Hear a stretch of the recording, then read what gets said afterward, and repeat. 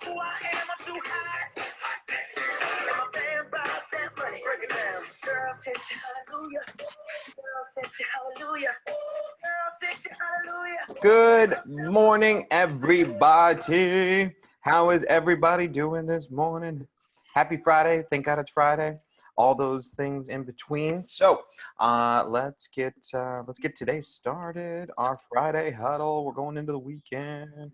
Oh my gosh, every day is pretty much a Friday now. So all right. One second, I think we got recording. I think we're good here. So I do want to open this up here because we want to look for some topics and get some feedback from you guys. What is it that you want to know more about? What is it you want to learn more about? What is it you're feeling like, hey, if I'm struggling with this, I'm struggling with that. Those are some things that we want to find out here as a leadership group here so we can make sure that we're delivering content to you guys on a regular basis that is helping us all continue to grow in our businesses. So number one. Number two, so if you have any questions or areas inside of the business, so this next week we want to focus on a few things here on and really getting more knowledge on the product lines, understanding our product lines more. But this weekend we're heading into, tomorrow is July 4th. It is also my 4-year anniversary. So from my first date with Daphne, which is awesome. So easy to remember. But it's also it's holiday celebration. I know we got some Canadians on here, and I know you guys celebrated here a couple days ago, Canada Day, which is awesome. But for my U.S. agents, tomorrow is a day of celebration. And it's kind of an interesting day of celebration because it's like, are we allowed to get together? Are we not allowed to get together? Should we get together? Should we not get together? But it seems like we are in a very interesting time right now where there's this divide that's happening. And I want to talk a little bit about connections. I want to talk a little bit about communication here and sparking up connections and sparking up conversations. And part of it is in terms of communicating and connecting in a ways that I think can really help. And this is an exercise that is probably impossible to do through Zoom, but I'm still going to attempt it. And it could be a colossal failure. But we're going to find out. It could be a good one. It could be terrible. But it's an exercise. It's an exercise partially on perspective, and also on communication and reaching out. First of all, let me grab my note. Let me grab my pen here and see if we can get this up. So I want to talk about, making connections and connecting with people. And it's one of the things that I'm so grateful for that my mom was so good at was connecting with people. And she was so curious about people and asking questions and finding out about them and what their interests were and what was important to them. And it was one of the things that I've just, watching, and she never tried to one-up anybody. She never tried to be better than, she was so curious. And today we live in a very interesting society where it seems like if you disagree with somebody, not only are you a horrible person, but like you can't be friends. And like, it's almost a strange world that we live in. But I want to talk a little bit about this because, in terms of connecting with people. So creating connections, because some of you guys are going to be at social events. You're going to be connecting during the holidays. And this is not something that is just for July 4th. This isn't for just maybe your social barbecue. This is for every person that you're connecting with and getting to know. So one of the things that we talked about in getting to know people is a simple acronym called FORM, and forming people, F-O-R-M, right? Now, many of these things that you know about people, but it was kind of interesting. I mean, I remember I was having a session with one of my mentors just yesterday, and he was asking me some questions about people that I know pretty well. And he asked me a few questions, and I was like, wow, I don't really know the answers to these things. And part of it was really diving in. So FORM is an acronym that stands for family, okay, occupation, recreation, recreation, I can't spell. You guys get it. Recreation and motivation. Okay. So Family, occupation, recreation, motivation. Okay. So when I'm forming somebody, these are kind of subjects to start asking questions about and learning more about the person that I'm looking to connect with and what's going on with them and who they are in their world. So instead of just, but you want to make sure that this isn't like a drill sergeant checklist. Well, tell me about your family. Well, what do you do for work? well, what do you do for fun? Well, what motivates you in life? Like these are things, but at the end of the day, really what I'm looking for when I'm in communication with somebody is, who is this person? What is it that's of interest to them? What are the most important things in their world? And we talked about colors, okay? All right. And finding out a little bit about them, colors in terms of reds, greens, blues, yellows. And if I'm spending some time and I'm asking some questions, I can probably find out a little bit of that thing, a little of that stuff. But what are the important things in their world? What's going on for them? There's another thing here in terms of asking some questions, and I want to talk about some of those questions. But I think one of the most powerful questions we can ask people today is questions about what's happening in current times. Like, hey, how is this whole thing affecting you? This COVID or coronavirus is, how are you holding up? You know, what's going on for you in your world? How has this been affecting you? And see where that conversation leads. And some people are going to open up for it quite quickly. Some people are going to not. But one of the things that I have found a lot of times is, that's really helped me in this is what we call matching and mirroring. Is that a word? Matching and mirroring. Mirroring. I don't know. You guys write it down. I think you guys got the concept. So matching and mirroring. And matching and mirroring is one of those things where when I'm in communication with somebody is, and I kind of do this almost unconsciously now because I've done it for so long. And I find myself when I'm in communication with somebody is, if I'm trying to connect with them and get on their level and build this bridge, is because people do business with people they know, like, and trust. And people like and trust people like themselves. And so matching and mirroring is to really connect, is to kind of meet somebody where they are. I'll give you an example. This isn't a red, green, blue, yellow thing. This can be in the speed of their talk. This can be in the tone of their talk, the texture of their talk. This can be in the volume of their talk. This can be in the abruptness of their language and how they're using their language. So a lot of their kind of body language. And there was a study done where this therapist was taking on some of the hardest cases. And what he was trying to do is he was taking on some of the most challenging people that just weren't taking their medication, that really needed to be on medication. And all he did was he did his best to completely match and mirror the people that came into his office and then recommend the same treatment that they were recommended that they had previously rejected many times. And the idea was not to be combative. It was to match and mirror them almost identically. And so kind of give an example when I was told about this study. So one of the women came in and she was just down and she was just like, I don't know. Like, none of the stuff works. I've tried everything. I just don't get it. Like, it doesn't seem to be. And so he matched her mood. He matched her tonality. He was like, listen, I get it. I mean, you've tried so many things and nothing has seemed to be working. And that's just got to be so incredibly frustrating. And she's like, this guy gets me. Right. And he says, well, listen, I know you haven't tried this yet. And I mean, I don't know if it will work, but I mean, what do we really got to lose? Might as well give it a shot. And she's like, maybe I will. And then you have the flip side of the coin, a guy who comes in full guns ablazing. He's like, I've tried everything. Nothing's working. I can't stand this. And the guy's like, I know. It's crazy. All this stuff, and you've been putting in the time and the effort, and nothing's really working. And he's matching and mirroring the energy. And he's like, I like this guy. You know, like, there's this sense of kind of connection when you feel like someone gets you. And that sense of getting you is not so much necessarily just in the same things that you say.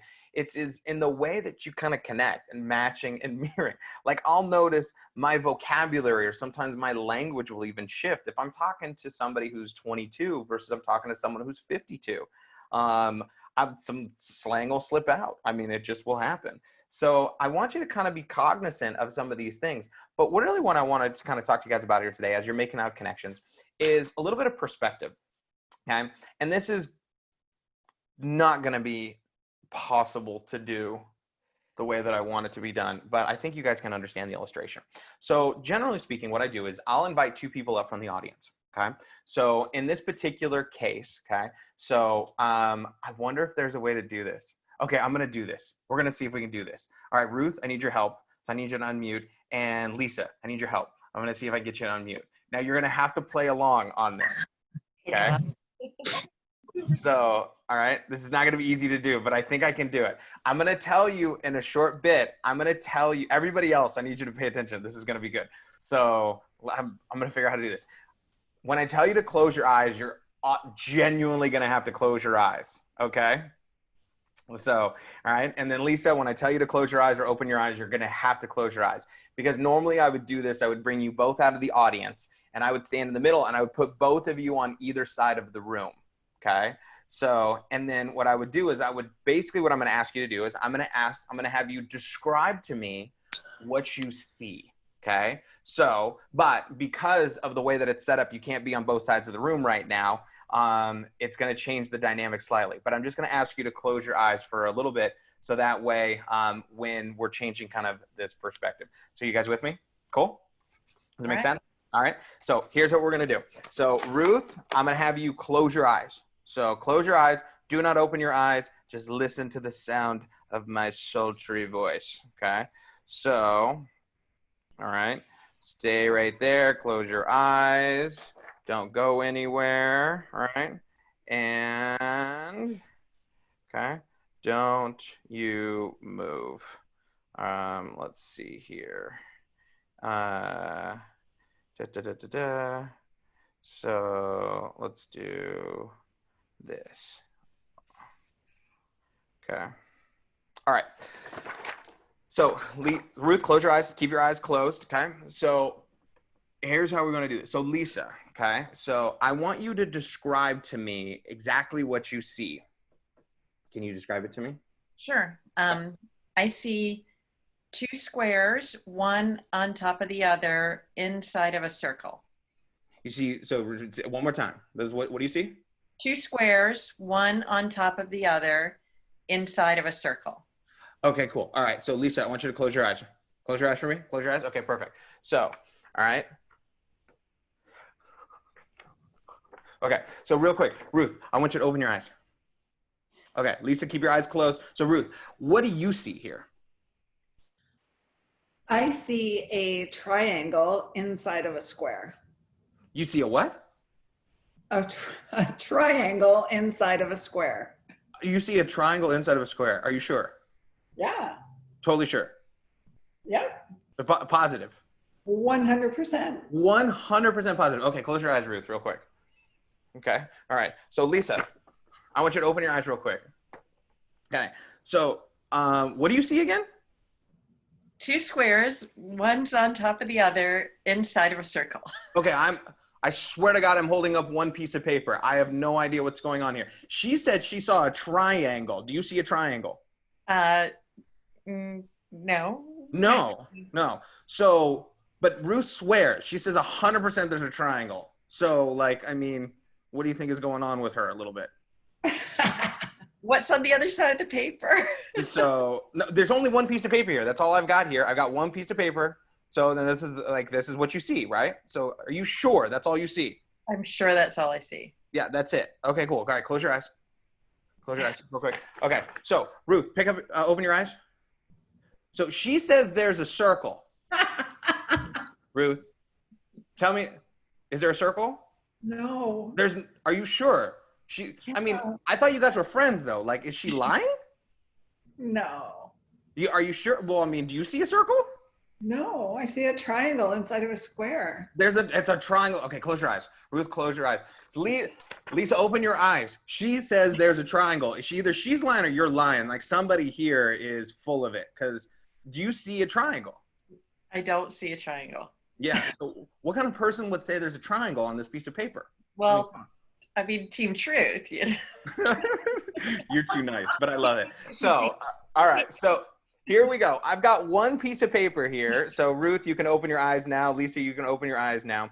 So what I would do is this, and an example is I would have both of them on each side of the room, and I would hold up this piece of paper where nobody in the audience could see the piece of paper, but I would hold it up like this.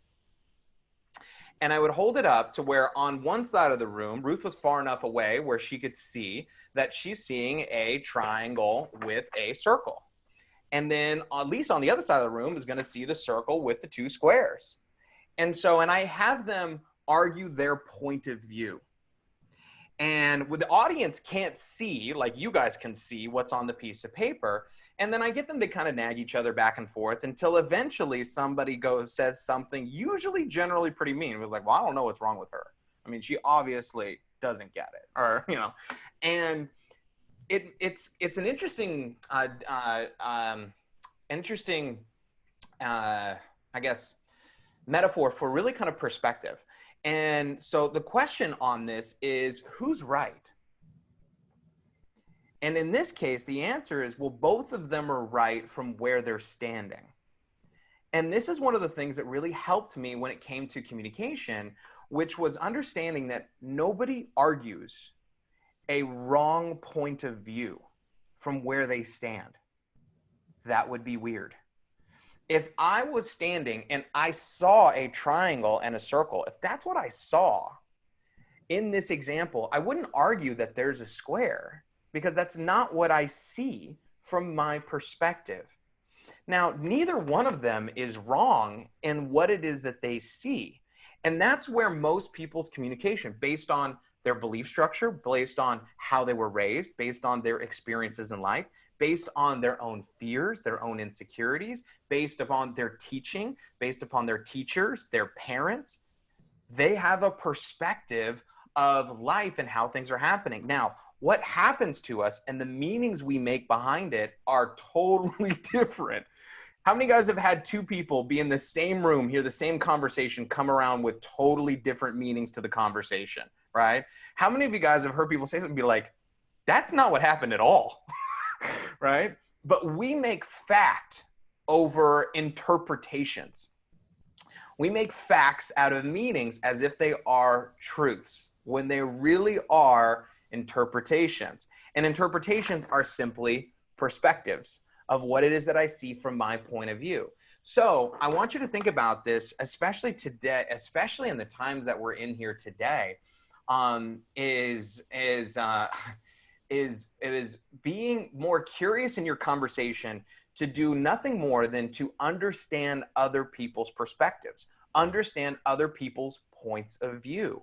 And what I found is, instead of telling Ruth, if I was Lisa, Ruth, you crazy girl, I don't know what you're doing, you're seeing it wrong. The moment you tell somebody their perspective is wrong, you're usually going to create more distance than more connection. Okay? So very rarely, and it's one of those things where you could win the argument, but still lose the connection, lose the relationship, or win the battle, lose the war type of thing. And so what I have found for the most part is going, that's interesting. So what I usually do in this case is say, how could we fix this? And what most people say in that case is you get somebody to go to the other person's side. So what we'll do in the example, if this was live and we were in front of a group of people, is I would take Lisa and I would be, Lisa, come over here to Ruth. Okay. And I would have Ruth Lisa stand right next to Ruth, and I would have them both look at the paper together. And I would say, Lisa, what do you see now? And Lisa would say, oh, I see the triangle and the square. And Ruth is like, I told you so, right? Right. There's that whole moment of like, see, right? And there's that sense of like, I'm not crazy, right? Like, people really need to feel that, of going like, thank God somebody finally gets me. Because what most people do today is they attach their opinions and their perspectives to their identity. And this is scary that we're just the time that we're in right now. Guys, you're not your opinions. As much as you want to be, I'm telling you, you're not, right? If I cut you open, no opinions in there, just letting you know. We won't find any. But we really are, and we're buckling down on them pretty hardcore. In the U.S., it's becoming scary in some cases. And the reason why I'm asking you guys to do this isn't just because of the climate that we're in right now. This is one of the ways that you can be an ultimate connector with people and give you an incredible view of the world, because the person who is able to be in the most shoes and have the most perspective and have the most understanding is the people that people are usually going to gravitate more to connect with the most. You're going to be able to navigate through situations that most people would never be able to navigate. You're going to be able to find yourselves in groups that most people would never be a part of. You're going to be able to connect with people that most people would never be able to connect with.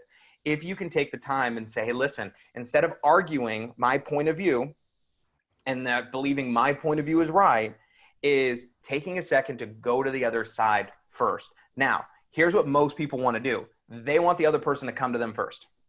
That's what they want. They want, no, come over here. You got to see my side. You got to listen. You just don't understand my side. You don't right? So instead of getting them to go first. That's what we want you to do. Go first to their side as best as you can. Now, here's the challenge for some of us. We're going to want to bring our side with us. And there's always this like, well, I'm going to come look, but, right? So if you're going with the agenda of convincing the other person, then you're going to have a hard time creating a true connection in it, because then it's going to not feel like authentic connection. It's going to feel like manipulation, which is, well, you're just saying this, I get it, so you can bring me over. Instead, just connect, learn, appreciate, understand, so, and be curious, be fascinated by this. So this is kind of an interesting lesson for today. That really was an exercise that helped me when I'm in community, especially with somebody that has a different set of opinions. So, but it also helped me. Let's talk about network marketing for a quick second, right? So are there people that have pretty strong opinions about network marketing? Absolutely. Do they have strong opinions about what it is and what it's not? Absolutely, right? So here's what I used to do in the very beginning, right? Let's say, and what I would draw on, one side of the paper, right? So I would draw a pyramid scheme, pyramid scam, right? And then on the other side, I would write, financial freedom, best opportunity. And I would hold it up. And I would put two people on the other side of the room and I said, what do you see? And I said, I see a pyramid scheme. And the other side, I said, what do you see? And I said, I see financial freedom. And I would say, well, this person says it's a pyramid scheme. What do you think? And this is where all of a sudden, when it didn't become a circle and a square, when it was cute, it became a perspective on something. That's when all of a sudden it became triggering. I said, but instead of convincing, being like, you're wrong, it's not a pyramid scheme, because that's what I used to do. I used to be like MLM defender man, like, like put on my cape and be like, you don't know what you're talking about. It's not a pyramid scheme. You're in a pyramid scheme. You're at the bottom of your company, and if the people at the top make all the money and you don't have anything. And I just, so gross. I was not how to win friends and influencing people. I could have wrote a book on like how to lose friends and alienate people. That would have probably been the book I could have wrote in the very beginning of my career. But with this, what I'm going to do is go, this person, through their life experience, through things that have happened in their world, through their upbringing, through their teaching, through their teachers, through their psychology, through their belief system, they believe from their point of view that network marketing is a scheme, a scam. It's bad. It's terrible, right? And I have to own up to the fact that if I lived the life that they lived, if I kind of walked the mile in their shoes, I would have a similar perspective. The perspective's not wrong. No one argues a perspective they don't believe in. It doesn't work. That's not how people are. Think about you. Think about the perspectives you're passionate about. You wouldn't argue them because you think they're wrong. That's strange, right? So what I did is this: is go onto their side and be like, that's so fascinating. What makes you think that? What experiences have you had that have given you those ideas? And what you'll find is if you start creating those conversations, those true connections, and those true genuine sides, what I find is not everybody will come to see your perspective. They're not going to, right? But a lot of people, if you initiate and going like, I totally get it. That makes total sense. I see how that would make you see that or make you believe that. God, got it. So here's what I saw, and here's why I have this different perspective. And some people will give you a little bit. Some people will just kind of give you a little bit, and some people will give you a lot. But I want you to be thinking about that when you're connecting, when you're communicating out there, is a couple of different things. So form, F-O-R-M, family, occupation, recreation, motivation. So I'm trying to find out who is this person and what is important to them and what's going on in their world. Asking them questions. Questions are the answers, right? The other thing, matching and mirroring. And matching and mirroring is something that may not just be your kind of tone. It can even be like geography. And what I mean by geography is this, is if I'm talking to someone from New York, I want to take two people. Let's take a New Yorker and I want to take a Southerner, right? So it's not so much they could say the exact same things, but they say them a little differently, right? Because if you're talking to the New Yorker and they're like, hey, listen, what's going on? Let's make this happen. Tell me more. Okay, get to the point. And the Southerner's like, whoa, slow down, city slicker, right? Like, like hold your horses there, buddy. Right? Now, New Yorker talking to them, they're like, whoa, this guy's they could say the exact same thing. It's just sometimes geography, sometimes it's just a feeling. But so pay attention to people's speed, their tone, pay attention to their feeling. And if you can find a way to connect more with that. So this weekend, we're going into some celebrations. We're going to be connecting. Now, whether you're connecting in person or you're connecting online, but I want you to do your best here is find out, because when you can really, truly understand somebody's point of view, that's when I believe you can have real, authentic conversations. Until that point, if I'm just trying to prove that my point of view is right, so if you want someone to understand your point of view, go to understand their point of view first. So that's our lesson for today. And that was a interesting way of trying to figure out how to make live events work. I don't know, I'm struggling because I have like so many cool things to do with you guys, and all of them are based around doing live events. And I'm sitting here going like, I miss doing live events. I miss them. I miss you guys. So, where I say stuff and you laugh and I can hear you laugh. I don't hear you laugh. I just hear every once in a while I get this. And then we end the meeting and there's no like hugs and there's no like, oh my God. And then we go eat afterwards. It's just like, So, look, the reason why I'm saying this is, look, I'm struggling with this stuff hardcore, guys. And I'm struggling with this, and I've got $200,000 worth of psychology that I've gone through and events, and I can't even imagine what the person that doesn't have the tools and the support structure and the finances is going through right now. People are going through it. And so, and I know, and many of you here on the line, none of us are immune to it. And this is why it's a great time to connect. It's a great time to be in communication. It's a great time to be reaching out. In fact, people now more than ever are so excited when somebody actually connects and communicates with them and isn't trying to change their opinion on something, scream at them about something, argue with them about something, but just connect with them as a person. So if you can be the light in people's conversation, in people's world right now, I can tell you that so you sow, so shall you reap. And so I love you guys. Happy 4th of July.